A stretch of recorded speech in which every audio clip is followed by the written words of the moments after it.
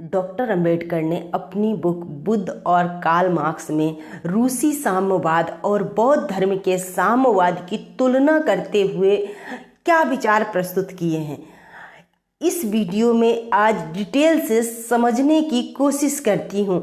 नमस्ते, मैं हूँ जिया, आप सभी का अभिवादन करती हूँ। चैनल पर नए हैं तो प्लीज़ चैनल को सब्सक्राइब जरूर करें। बाबा साहेब भीमराव ने 1956 में 14 अक्टूबर को हिंदू धर्म त्याग कर बौद्ध धर्म अपना लिया था। इसकी एक वजह तो यही बताई जाती है कि उन्होंने हिंदू धर्म के वर्ण आश्रम और जाति व्यवस्था के अन्याय और असमानता से परेशान होकर बौद्ध धर्म स्वीकार कर लिया था। लेकिन ये वजह एकमात्र गलत है।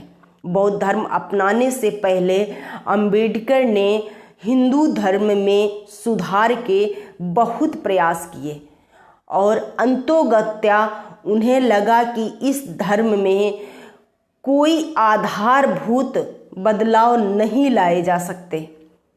कम से कम वो चेंजेज नहीं हो सकते जिनकी कल्पना डॉक्टर अंबेडकर ने की थी। उनकी नई कल्पना उनके 1936 के उस लेख में दिखाई देती है जिसे एनिहिलेशन ऑफ कास्ट यानी कि जाति भेद का समूल नाश कहा गया है।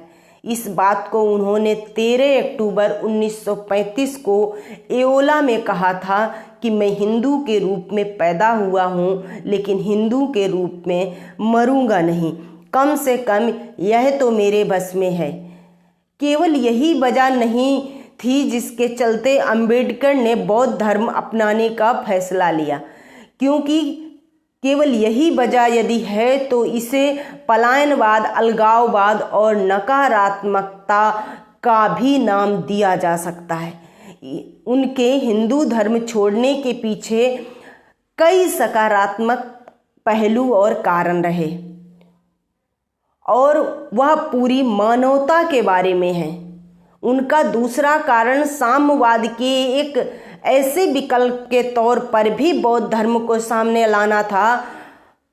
उन्होंने देखा कि उन दिनों साम्यवाद की चुनौती के कारण धर्म के अस्तित्व पर भारी संकट है, जबकि व्यक्ति की व्यवहारिकता होती है कि वो धर्म के बिना नहीं चल सकता।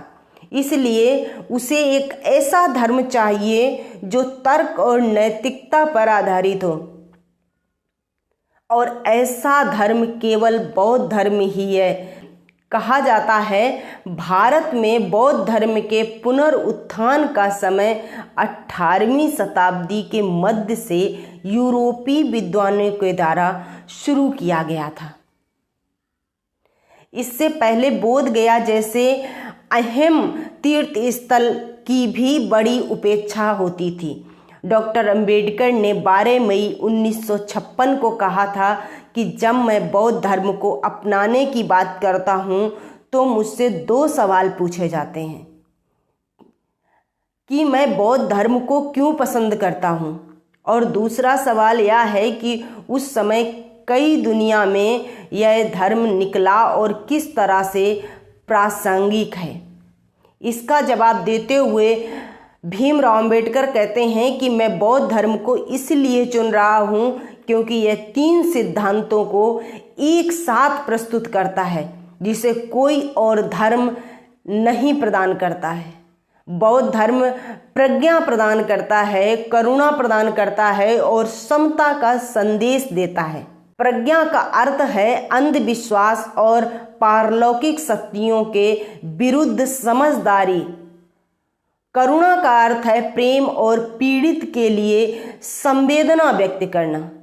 समता जाति, धर्म, नस्ल और लिंग के आधार पर होने वाले बंटवारे से अलग व्यक्ति की बराबरी में विश्वास करने का सिद्धांत है। अंबेडकर का कहना था कि दुनिया में अच्छे और सुखी जीवन के लिए यह तीनों चीज़ें होना आवश्यक है। उन्हें चिंता थी कि दक्षिण पूर्व एशिया में कार्ल मार्क्स का साम्यवाद तेजी से फैल रहा है, जबकि दक्षिण पूर्व एशिया में वे देश हैं जहां कभी बौद्ध धर्म का बहुत ज़्यादा बोलबाला रहा है। वहीं साम्यवाद में धर्म के लिए कोई स्थान नहीं बच रहा है। इससे पूरी धार्मिक प्रणाली के अस्तित्व पर ही संकट है। उन्हें दक्षिण पूर्व एशिया के देशों में बढ़ते साम्यवाद पर हैरानी थी।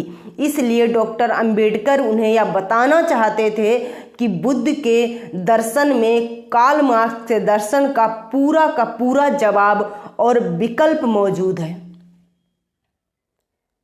अंबेडकर रूसी साम्यवाद से सचेत करते हुए कहते हैं कि वह तो खूनी क्रांति लाने का संकल्प करता है, जबकि बुद्ध का साम्यवादी दर्शन रक्तहीन मानसिक क्रांति लाता है।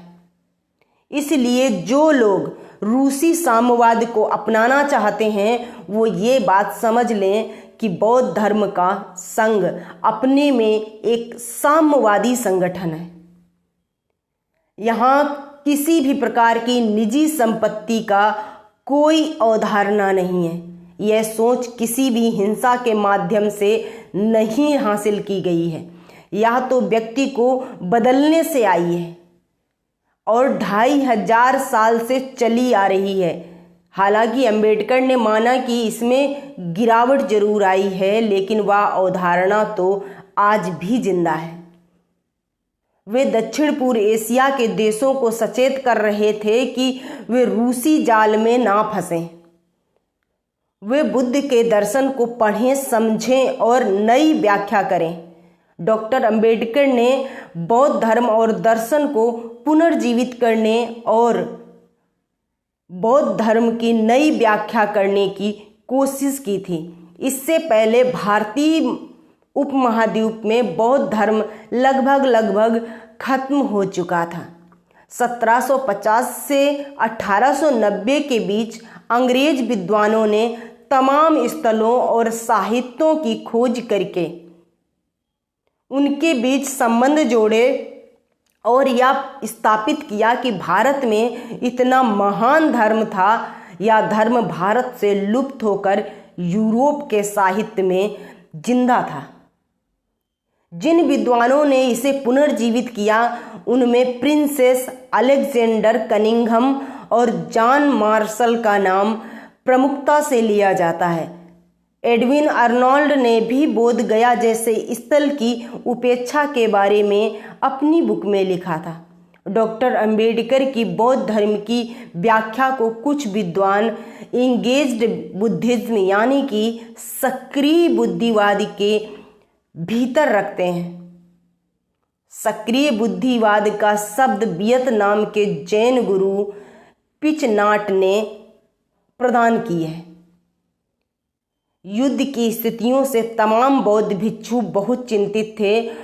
वो बिहारों में विपस्साना करते थे और उसके बाद बाहर निकलकर युद्ध लड़ रहे लोगों की भी मदद करते थे।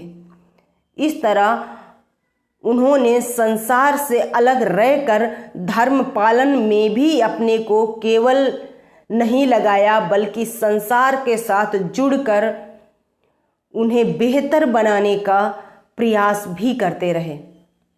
बौद्ध धर्म के विद्वान डॉक्टर सिद्धार्थ सिंह के अनुसार डॉक्टर अंबेडकर का बौद्धवाद यूरोपीय बौद्धवाद से बिल्कुल अलग है और वह एक प्रकार का सामाजिक आंदोलन है, जहां यूरोप का बौद्ध धर्म तमाम सामाजिक संगठनों की गतिविधियों को समेटने वाला एक छाता है।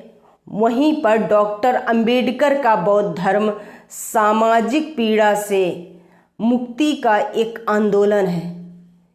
यूरोपीय बौद्धवाद पारंपरिक व्याख्या पर आधारित है, जबकि डॉक्टर अंबेडकर का बौद्धवाद एकदम नई व्याख्या सामने प्रस्तुत करता दिखाई देता है। यूरोप में बौद्ध धर्म अमीर कुल के लोगों का धर्म बनकर रह गया, जबकि भारत में अंबेडकर ने उसे अछूतों और छोटी जातियों का धर्म बनाने का प्रयास किया। डॉक्टर अंबेडकर के बौद्ध धर्म में आध्यात्म किसी भी रूप में शामिल नहीं है। यह धर्म हिंदूवाद का जबरदस्त आलोचक है।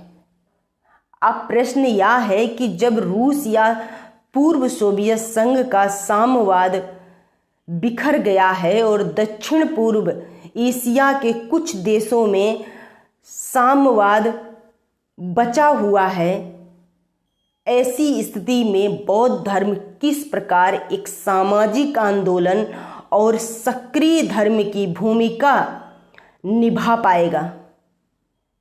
इस बीच दक्षिण पूर्व एशिया के जातीय झगड़ों के कारण बौद्ध धर्म के अलग अलग रूप सामने आए हैं, जिसमें नस्ली घृणा और हिंसा का समर्थन भी शामिल है। इन बातों को दो पुस्तकों ने बहुत ही गहराई से पुष्टि किया है। एक बुक है रॉबर्ट सैक्स की बुद्ध एट वार और दूसरी पुस्तक है बुद्धिज्म वॉरफेयर, जिसे लिखा गया है माइकल के जेरिसन और मार्क जुए जेम्स मेयर ने द्वारा। इसमें श्रीलंका के बौद्धियों से लेकर म्यांमार तक के बौद्धियों की हिंसक गतिविधियों का तमाम उल्लेख किया हुआ है। वह स्थितियां आज नए संदर्भ में डॉक्टर अंबेडकर के विचारों को प्रासंगिक बनाती है। आज धर्म फिर कट्टरता की ओर जा रहे हैं। अंबेडकर की चेतावनी से हिंदू धर्म ने अपने भीतर जो सुधार किया था, अब हिंदू धर्म में भी उल्टी कहानी चल रही है।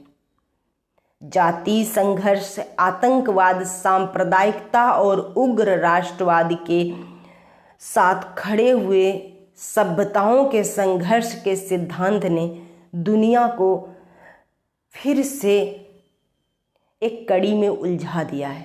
सोवियत संघ और कम्युनिस्ट तानाशाही सत्ताओं का पतन भले हुआ हो, लेकिन आज भी दुनिया में तानाशाही का खतरा लगातार बना हुआ है।